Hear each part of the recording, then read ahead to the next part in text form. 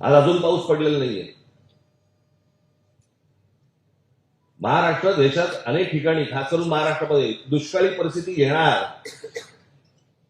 आणि आमच्याकडे काय चाललंय? खासदार फोडणं, आमदार फोडणं, नगरसेवक फोडणं. आमची सत्ता कशी टिकेल, वाटेल तेवढे पैसे आम्ही द्यायला तयार आहोत. माणसं विकली जात आहेत.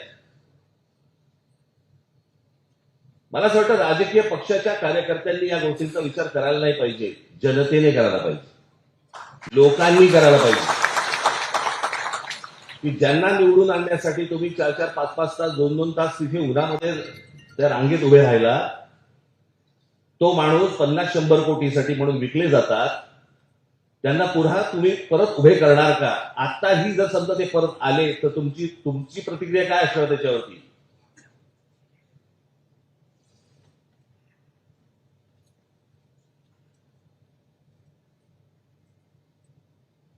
एक जुनं वाक्य आहे ते, स्वाभिमान मेला ना की उरतात फक्त जिवंत प्रेत.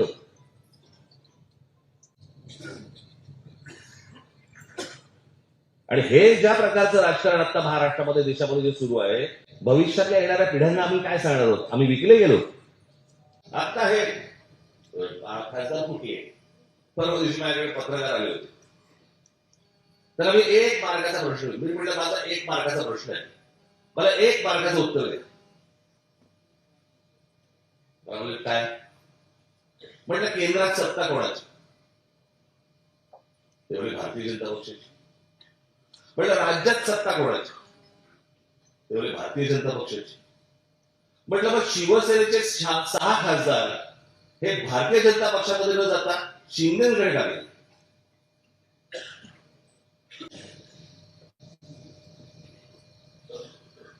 म्हणजे वरती केंद्रामध्ये काय नेमकं राजकारण सुरू आहे? आणि 2029ची ही अमित शहा स्वतःची तयारी करतायत. आणि त्याच्यामुळे भाजपमध्ये तर असतील, जर विरोध करणारे असतील तर बाकीचे जे सगळे गट आहेत ते बरोबर असलेले बरे. याच्यासाठीची नाही तर 6 भाजपला जाऊ शकले असते. सोपं आहे ना? नाही, नेमकं काय घडतंय मी तुम्हाला सांगतो. ज्याला आपण अंतर्गत, ज्याला म्हणतो ना, एक वाद, ज्वालामुखी, त्रास, असा जो गोंधळ सगळा जो आहे ना, हा या देशापेक्षा भारतीय जनता पक्षात जास्ती.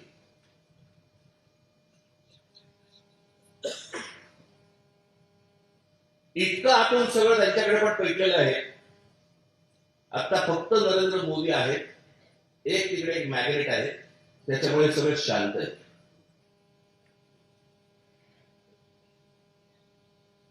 पण काही जण म्हणतात वर्षभरात काही गोंधळ निर्माण होतील, केंद्रातही होतील, देशभरातही होतील, बघू. पण मला असं वाटतं की तुम्ही तयारीत असणं गरजेचं आहे. ज्या वेळेला वेळ येईल त्यावेळेला तुम्ही घट्ट जमिनीत पाय रोवून उभे असलेले मला दिसले पाहिजेत. आणि म्हणून या एसआयच्या तयारीला लागा. हे आता प्रत्येक शाखांमधून ह्या सगळ्या गोष्टी सुरू होतील पुढच्या काही दिवसांमध्ये. आणि त्याच्यामधून तुम्हाला सगळी मांडणी सगळी दिली जाईल. कशी माणसं, आता हे त्याच्यामध्ये बीएलए हे सगळ्यात महत्वाचा राहिला विषय. काय गडबड सुरू आहे ती पण तुम्ही लक्षात घेतली पाहिजे.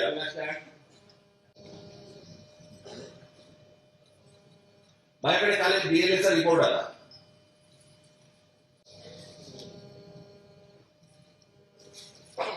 बीएलएचा रिपोर्ट आला माझ्याकडे. दिला रिपोर्ट.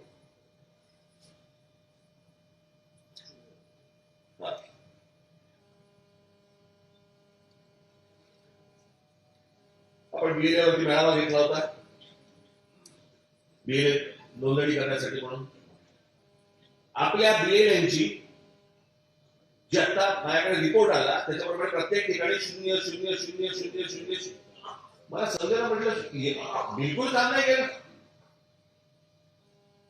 काल अविनाश गेला होता, अविनाशला विचारलं, म्हटलं अरे अविनाश, म्हटलं ठाण्यामध्ये, संपूर्ण ठाणे शहरामध्ये मला 0 दिसतोय. जो सरकारी आकडा होता म्हटलं 0 दिसतोय. तुला असं होऊ शकत नाही. तर सगळी त्यांनी माहिती काढली आणि माहिती काढल्यानंतर कळलं हे सगळे दिलेले फॉर्म त्यांच्या अधिकाऱ्यांच्या सहीने भरून ठेवलेले फॉर्म त्या अधिकाऱ्यांनी टेबलाखाली ठेवून दिले, रजिस्टरच केले, फक्त तुम्हाला शिक्के दिले, पुढे काही नाही केले. हे प्रत्येक निवडणूक जे अधिकारी आहेत तिकडचे ज्या शहरांमध्ये इतर यांच्यावरती तुम्हाला दबाव आणावा लागेल. हे काय प्रकारचं कारस्थान सुरू आहे? प्रत्येक बघा, हे प्रत्येक ठाण्यामध्ये बोर्डाचे आहेत.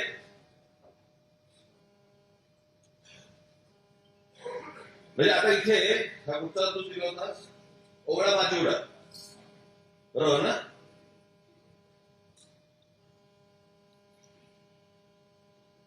हे ओवळा माचिवड्याला 0 दिलेलं, 0. हे एवढे भरलेले आहेत. हे तुम्हाला काम करून देणार नाही. आणि तुम्ही जर समजा बीएलए म्हणून रजिस्टर झाले नाही तर हे तुम्हाला एसआरच्या यादीमध्ये काम करून देणार नाही. त्याच्यामुळे तुम्ही ही गोष्ट किती गांभीर्याने घेतली पाहिजे. आज इतके बीएलए आपण सगळे नोंदण्या केल्या सगळ्यांच्या, कुठे आहेत ते? मी तुम्हाला वारंवार सांगतो, ज्या प्रकारचं कारस्थान हे सगळं शासकीय यंत्रणा वापरून जे केलं जात आहे हे तुम्हाला उधळून लावलं पाहिजे, तर निवडणुकीत यश मिळेल, अन्यथा नाही. त्याच्यामुळे तुम्ही ही एसआयची गोष्ट आणि ही बीएलएची गोष्ट अत्यंत गांभीर्याने घ्यावी. तात्काळ आपल्याला हे सगळे बीएलए आता जे आहेत त्यांना एकत्र करणं गरजेचं आहे, त्यांची नोंदणी करणं गरजेचं आहे, त्या अधिकाऱ्यांच्या डोक्यावर बसून ते सगळ्या गोष्टी रजिस्टर करणं गरजेचं आहे आणि त्याला त्या पुढे त्याला कामाला लावायचंय. काम कशा प्रकारचं करायचंय हे तुम्हाला आठवड्याभरात समजेल. समजलं सर्वांना? धन्यवाद. पुन्हा एकदा दिलगिरी व्यक्त करतो. वाढदिवसा दिवशी भेटू शकतो नाही, पुढल्या वर्षी नक्की भेटू आपण, बरं का?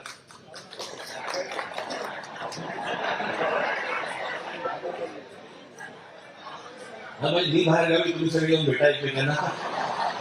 भेटू. धन्यवाद. जय हिंद, जय महाराष्ट्र.